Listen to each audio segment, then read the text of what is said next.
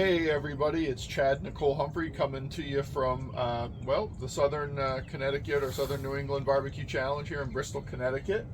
We wanted to debut a couple new cookers that we have. Teams are starting to roll in. We got here yesterday. Like to travel down and set up. The weather's not the most ideal. So we're going to be putting these brand new Humphrey's smokers to the test. As you can see, a couple new cookers for us here. And we cooked on some of these aluminum cookers last year and had great success and a lot of interest in them. So we built a couple new ones for this competition season. This is their first outing that these ones have made it to. So Chad, what's different about these than our normal cabinet smokers? Well, so these are all aluminum construction except for the firebox and the heat diverter. And the neat part about aluminum is it's 1/3 the weight of steel, and our cookers are known to be heavy. So if you want a little bit lighter, pretty much essentially 2/3 lighter than steel, go with aluminum. Neat part about aluminum also, a lot of cooking programs in competition barbecue require a couple different temperature changes nowadays, I've noticed. So the thermal conductivity of aluminum is 6 times greater than steel. So if you want to say start at 225 and then get to 275 real quick or 300 real quick, very easy to do in an aluminum cooker. A lot of questions are going to be asked. They're going to be like, well, how's the heat retention in these compared to your steel ones? Of course, aluminum being so much lighter is not going to be 100% as good as the steel, heavy steel ones that we build. But we're using the same insulation in these cookers, so you're going to end up with a lot of thermal capacity in this, so it's going to retain the heat quite well, but it's not going to be quite as efficient. So let's say you're getting a 12-hour burn time out of a steel cooker this size, you're probably going to get an 8 to 9 hour burn time out of the aluminum one, just so you know. Want to be right up front with everybody on that. But with the conductivity being so much better, the recovery time should be a little faster. Recovery time's a lot faster. We cooked on these for several contests last year, and the recovery time from either refueling or just changing temperature or putting cold meat into the cooker is much less than in a steel unit, that's for sure. The trade-offs are really worth it to us. It's the two of us out on the road most of the time. Sometimes Jillian comes with us too, but still you have to maneuver these large cookers in and out of a ramp of a toy hauler or a trailer or lift them up into a truck bed, so the offset is the weight that you're saving. So it's quite nice. Gas too, right? Gas. Well, honestly, yeah. I mean, you're hauling. If this was steel, you would probably be at around, with this car, I'm gonna guess 1,500 pounds, and we are at literally 500 pounds with everything here, including these 10-inch casters. So it's quite a savings. So let's take a look at these a little bit closer. You're probably wondering, like, what model is this? Well, this is essentially a battle box 3 inches wider. It doesn't have a name yet, I don't believe. But we're calling it comp box. Comp box. The comp box. The comp box here. So what it is a battle box height, 3 inches wider. So this one's in the Black Mamba finish, which is a nice durable powder coat on aluminum skins. So this is a nice thing, and I believe this is silver artery on the doors. So it's a nice hammer tone look, very durable, and as you can see, these doors are diamond plate. So this is aluminum diamond plate with tube reinforcement with insulation in there. All precision machine fittings in our machine shop. Even the thermometer bungs are all precision machined by us. I also want to show you, here we have our all aluminum thermo ports. We machine these. This is a custom thread by us right in through there, all the way in through with a knurled precision cap on there, which has been powder coated. So those are on there. Very easy to do. Just screws right on, nice and tight. Good grasp with that knurl, so you can get a good positive engagement there. Our usual slam latches on these cookers, which are great because they're fully adjustable, so it allows you to run the gasket a little longer and suck the door in nice and tight. As you can see, I don't run thermometers in my comp setup. I haven't for a lot of years. I do run electronics, so I do have monitoring of the meat while it's being cooked.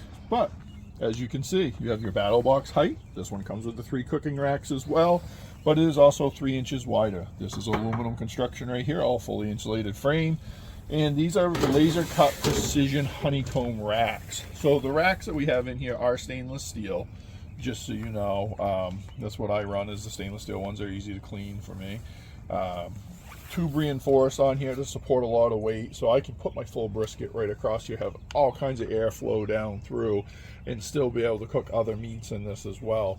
That's one reason I really like these. The honeycomb pattern for us is a nice weight distribution, while supporting all of the meat, so we get the marks on the meat that we're looking for and everything up through. And we use that honeycomb pattern on a lot of our products, like the new brisket sled that came out, and our lift kits. Yep, all of those lowriders, all of that has this honeycomb pattern in it.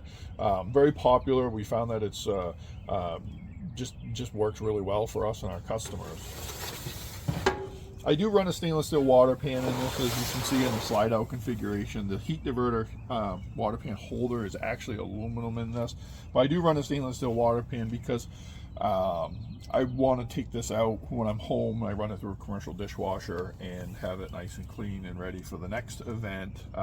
Aluminum can do that as well. It's just we typically do build these out of stainless steel. You're going to notice one thing I do run different. This is a custom upgrade. In our competition setups, we do run a 1/4-inch plate here. We have for years and years and years.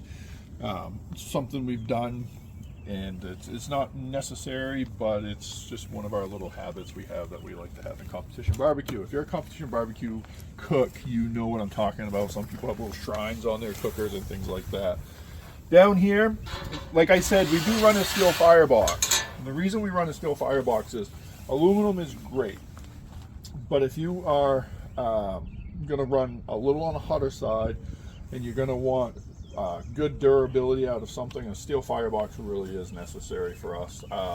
So this is our traditional steel firebox. It is a custom size for this type of unit here. It does have the combo dried out ash can.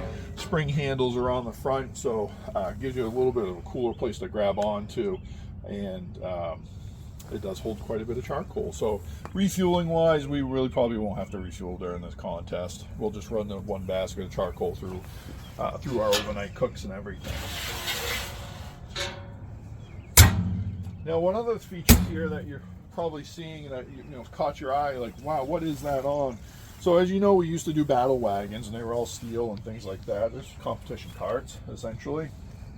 To save weight, we wanted to do one out of aluminum. So this is an aluminum construction, laser welded competition cart, all fabricated by us. Honeycomb pattern transitions straight from the racks down through the shelf, which is a nice addition. I am running angled elbows on here, street elbows on here to have a little bit more clearance and have my fans where I want them to be. So that's one thing that we do a little different.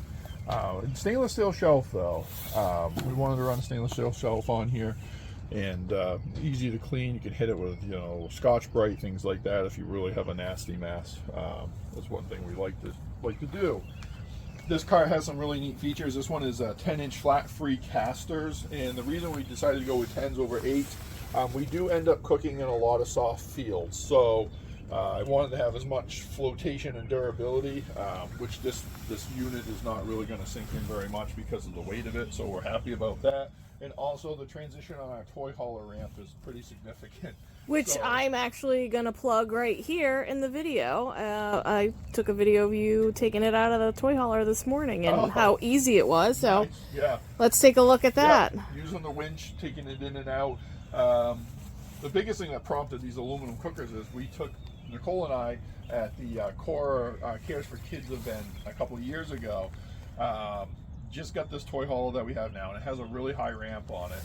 And we took a nasty fall with a pint cooker down the wet ramp with the cooker, and that's what prompted these aluminum cookers. After that, I said, geez, I don't want to get flattened by my own cooker. So the aluminum cookers came about, and after you have a hernia surgery, you get older, you mess your back up, you compress a disc, things like that. You're looking to save a little bit of weight, and these units and this setup really fit the bill for us, and that was one thing. And honestly, porch trailers, this is an ideal thing for a porch trailer as well, because porch trailers, you're throwing 1,000 pounds of cooker on the very back of a trailer. That's not an ideal situation. So If you throw on something that's a little lighter, that's gonna, you know, just go down the road just as well, give you the cooking capacity, do what you need it to do, it's going to be easier on your truck, your trailer, everything down through. So that's something to keep in mind as well. This thing has D-rings on it, built in, laser cut, welded on, rings to tie it down. So we literally pull this unit in with the winch.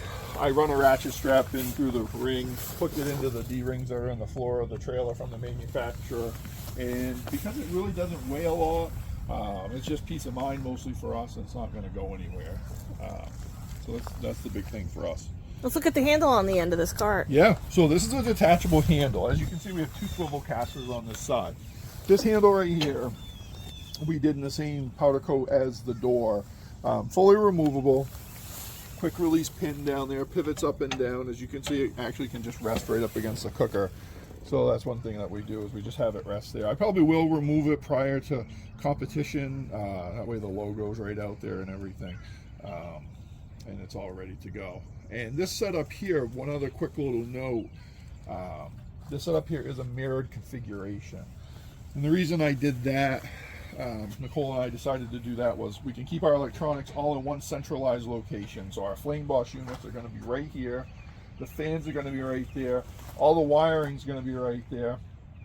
Our battery backup by Flame Boss is going to be right here, just in case we lose power at this event.